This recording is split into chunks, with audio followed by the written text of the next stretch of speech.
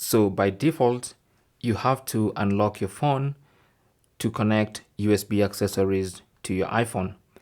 Now, if you want to allow or enable USB accessories on the lock screen, then you can do that in the settings of your iPhone.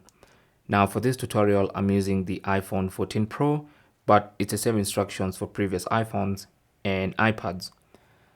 So go to settings. On the main settings page, scroll down to Face ID and passcode. Tap on that. It's gonna require you to enter your current passcode, so do that. Once you enter your passcode, scroll down until you get to Allow Access When Locked section. And what you need to do is find accessories. So these are basically USB accessories.